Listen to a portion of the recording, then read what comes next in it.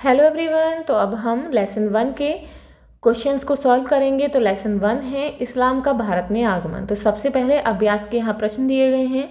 निम्नलिखित प्रश्नों के उत्तर लिखिए। प्रश्न है, इस्लाम धर्म का संस्थापक कौन था? तो इसका आंसर होगा, इस्लाम धर्म के संस्थापक हज़रत मोहम्मद थे, जिनका जन्म 570 ईस्वी में मक्का नगर में हुआ और जिन्होंने एकेश्वरवाद, समानता और भाईचारे का संदेश दिया। अगला प्रश्न है, हज़रत मोहम्मद के जन्म के समय अरब देश का जनजीवन कैसा था? तो हज़रत मोहम्मद के जन्म यानी कि जब उनका जन्म हुआ था 570 ईस्वी में, तो उस समय अरब में समाज अनेक छोटे छोटे कबीलों में बटा हुआ था, जो आपस में अक्सर वैर प्रतिवैर और लड़ाइयों में उलझे रहते थे। इसलिए सामाजिक जीवन में असुरक्षा और अव्यवस्था सामान्य बात थी। लोग बहुदेव पूजक थे, बहुत से देवी देवताओं की पूजा करते थे। काबा के आसपास अनेक देवी देवताओं की पूजा होती थी और धार्मिक मान्यताओं में अंधविश्वास व कबीलाई रस्में प्रबल थीं। आर्थिक रूप से व्यापारी और ऊंट कारवां संस्कृति विकसित थी, पर नैतिक सामाजिक मानकों में कठोर कबीलाई रिवाज, खून बहिष् प्रतिशोध और कमजोर वर्गों के साथ भेदभाव व्याप्त था। इसी पृष्ठभूमि में हजरत मोहम्मद ने एकेश्वरवाद, समानता, करुणा, सत्यनिष्ठा और भाईचारे का संदेश देकर सामाजिक सांस्कृतिक सुधार की दिशा दिखाई, जिससे धीरे धीरे कबीलाई टकराव की जगह सहकार, न्याय और अनुशासन का विचार मजबूत हुआ। अगला प्रश्न है, अरबों तथा भारतीयों ने एक दूसरे से क्या क्या सीखा? सूची लिखिए। तो भारतीयों ने अरबों से कागज बनाना, चरखे से सूत काटना, सिले हुए कपड़े जैसे कि सलवार कमीज बनाना तथा खान पान में कचौरी और समोसा बनाना सीखा। अरबों ने भारतीयों से देवनागरी संख्याओं से अरबी अंकों का रूप, गणना कौशल, ज्योतिष, गणित, शतरंज का खेल, भारतीय संगीत और आयुर्वेद चिकित्सा का ज्ञान सीखा। अगला प्रश्न है, महमूद गजनवी का भारत पर आक्रमण का उद्देश्य क्या था?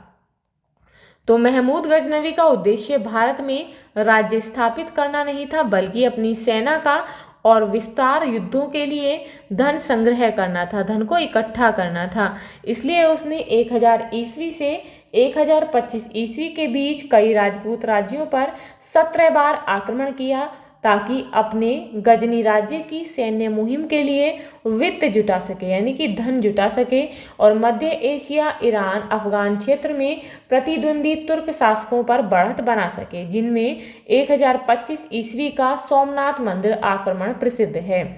अगला प्रश्न है, तुर्क आक्रमण के समय भारत की राजनीतिक दशा कैसी थी? तो इसका आंसर होगा, तुर्क आक्रमणों के समय उत्तर भारत अनेक छोटे छोटे राज्यों और सामंतियों में बटा था, जिनमें चौहान, तोमर, गढ़वाल, चंदेल, परमार, कछवाहा जैसे राजपूत वंश प्रमुख थे। इनके बीच आपसी स्पर्धा और युद्ध चलते रहते, इसलिए कोई शक्तिशाली केंद्रीय सत्ता नहीं थी। इसी विखंडन, पारस्परिक कलह और पुरानी युद्ध प्रणाली पर निर्भरता के कारण संयुक्त प्रतिरोध नहीं बन सका और केंद्रीय सत्ता कमजोर हो गई थी, जिसमें राजनीतिक अव्यवस्था फैल गई। जबकि तुर्क सेनाएं तेज घुड़सवारों और कुशल तीरंदाजों से संगठित थीं।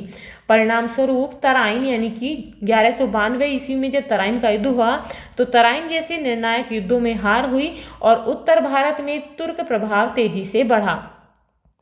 अगला प्रश्न है, राजपूतों पर तुर्कों की विजय के क्या कारण थे? तो राजपूतों पर तुर्कों की विजय के प्रमुख कारण थे, राजपूत राज्यों में आपसी एकता का अभाव और निरंतर परस्पर कलह, जिसमें बाहरी आक्रमण के समय संयुक्त मोर्चा नहीं बन पाया। तुर्क सेनाएं संगठित, अनुशासित और तेज घुड़सवारों तथा कुशल तीरंदाजों थे, जबकि अनेक राजपूत दल पुरानी युद्ध प्रणालियों और भारी भरकम गठन पर निर्भर रहे। नेतृत्व और संदेश समन्वय में कमी, सामंतों की प्रतिस्पर्धा तथा समाज में ऊंच नीच और रूढ़ियों के कारण व्यापक जन समर्थन और संसाधनों का प्रभावी समेकन नहीं हो सका। इन कारकों ने निर्णायक लड़ाइयों यानी कि युद्धों, विशेषकर तराइन के द्वितीय युद्ध जो कि 1192 ईस्वी में हुआ, इसमें तुर्कों को बढ़त दी, जिसके बाद उत्तर भारत में उनका वर्चस्व स्थापित हो गया। अब यहाँ पर नेक्स्ट है सही मिलान कीजिए, यानी कि यहाँ पर आपको मिलान करना है। तराइन का प्रथम युद्ध 1191 ईस्वी में हुआ, इसके साथ मैच करेंगे। सिंध पर आक्रमण 1712 ईस्वी में सोमनाथ मंदिर पर पहला आक्रमण 1025 ईस्वी में हुआ। हिजरी संवत का प्रारंभ 622 ईस्वी से हुआ। अब यहाँ पर नेक्स्ट है रिक्त स्थानों की पूर्ति कीजिए। तहकीके हिंद पुस्तक के लेखक कौन है? अलबरूनी। तराइन का युद्ध किस किस के बीच हुआ? तो तराइन का युद्ध मोहम्मद गौरी और पृथ्वीराज चौहान के मध्य लड़ा गया। नेक्स्ट है महमूद गजनवी ने भारत पर कितनी बार आक्रमण किया? 17 बार। तो लिखेंगे 17। मोहम्मद गौरी को गुजरात में चालुक्य वंश के राजा ने पराजित किया। तो कौन से राजा ने? मूलराज द्वितीय ने उन्हें पराजित किया। तो ये थे आपके लेसन 1 के क्वेश्चन आंसर्स। आई होप आपको समझ आ गए होंगे। तो यदि आपको लेसन 1 से रिलेटेड कोई भी डाउट है, कोई भी क्वेरी है, तो आप मुझे कमेंट बॉक्स में कमेंट करके बता सकते हैं। तो मिलते हैं नेक्स्ट वीडियो में नेक्स्ट चैप्टर के साथ। If you like this video, please like and share, and if you are new on this channel, please subscribe the channel. Thank you.